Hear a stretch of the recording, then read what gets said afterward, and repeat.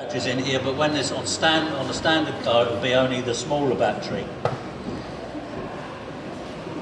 This is 7.6 litre straight 6, so you're compressing over a litre of air when you swing the handle, and if you've got the ignition set incorrectly, if it spits back, it will break your arm.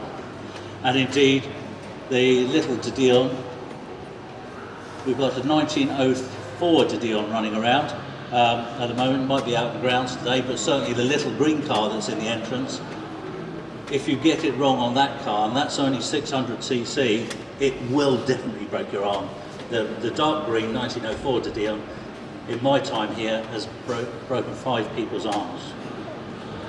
So we do have a starter motor fitted on this, so I'm going to cheat. I'm not going to swing the handle, but I will start it without the starter motor. So what you do you remember back in the old days when you pulled the choke out? Yeah. My workshop trainee just last week got in that Willys Jeep that's running around and couldn't start it because he didn't know about pulling chokes out. So he learnt a very important lesson.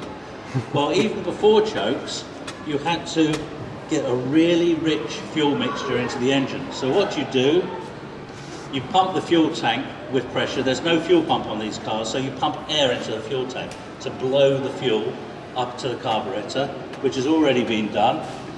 Fuel tap's turned on down here, and you press a button on top of the carburettor and you keep it pressed until petrol runs out. You can see it running out the bottom, and then it should start running out the top very soon. They're coming out the top. Now, back in the day, your chauffeur would have a penny in his pocket, and indeed the white Rolls-Royce upstairs has got a mark on the engine where the penny used to be clipped to the engine. We're using a 2p piece, and what we do is we take the 2p piece or the penny and you put it under the main jet of the carburettor. This is the idle jet, the tick over, the slow running jet, that's the main jet. You put your 2p piece under the housing. That lifts the jet off of its seat, and you get a full rich mixture. As much fuel as you can possibly get into it. This is the time when you would come round and swing the handle.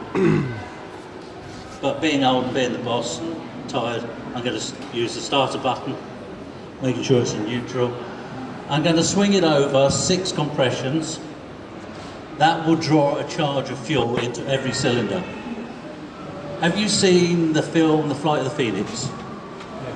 Where they fire the cartridge and the thing goes over and everything, and it goes, oh my, let's clear the gases. If I get it wrong, then I'm going to have to clear the gases.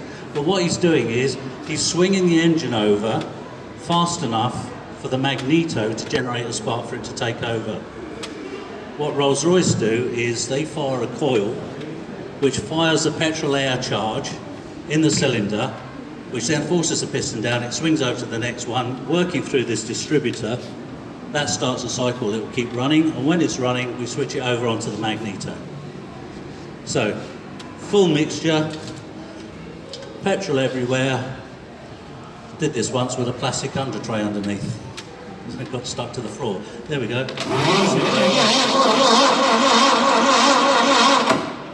That's 6 compressions. Take the penny out. Now, being a 6-cylinder, it's delta formation on the crankshaft, so it should be there's one piston going down on the power stroke. Fingers crossed, it should fire. Never work with cars or children.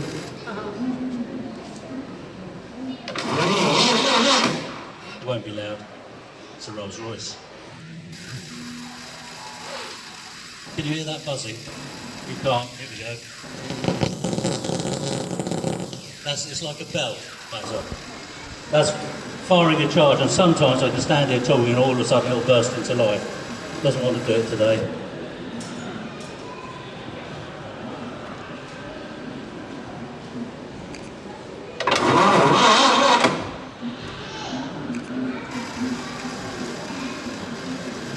Bless it. I could swear in a minute, but I'm not going to.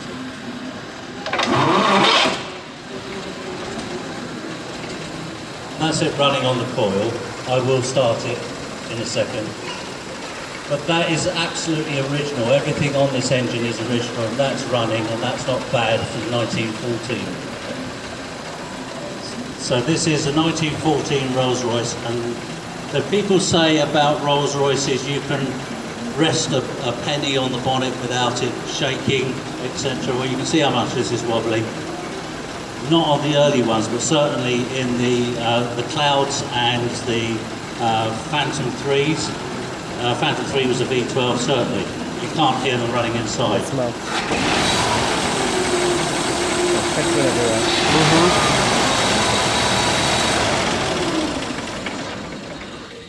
Well, that's it all turned off. Now, it should be up to about 4 hours after you turn it off, and when you're starting it, should be able to just flick the coil on and it will start without the starter motor.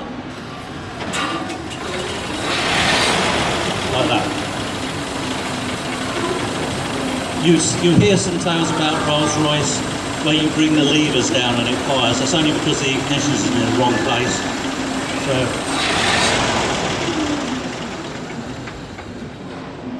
turn it all off.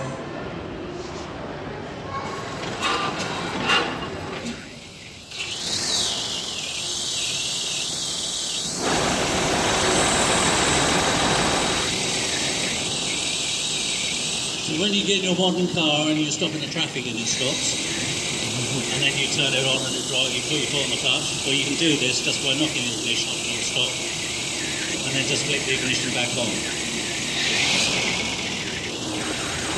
So now we're running on the coil system, and I'm going to swap it over. It's got 3 positions on the ignition. It's coil and magneto, and that's where it is now. It's running on both the coil and the magneto. 6-cylinder, but it's got 12 spark plugs. Now I'm going to run it onto the mag, and you'll hear the engine note change. There are. Now it's running just on the magneto. This engine now, apart from the petrol, doesn't need any electricity.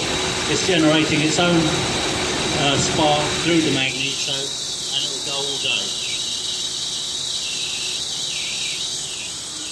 Now I can tell you how good this car is.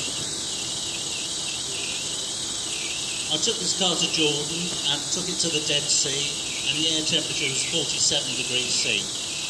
We drove from there up to the capital city.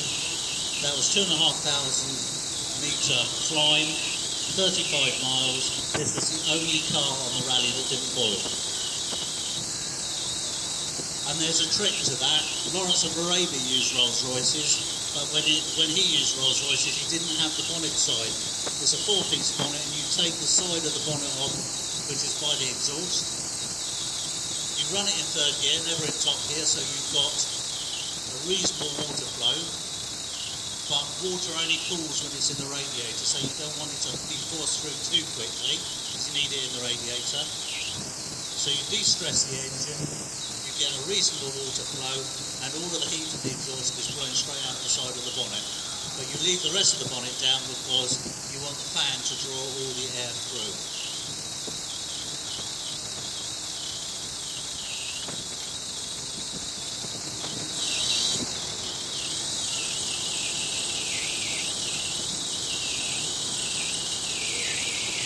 So when you send your man to Rolls-Royce and he's learned how to do that, that's great, because you can't go to a Rolls-Royce that started from coal. But then, of course, when you're using the car during the day and you go somewhere, I'll explain what all this stuff in a second.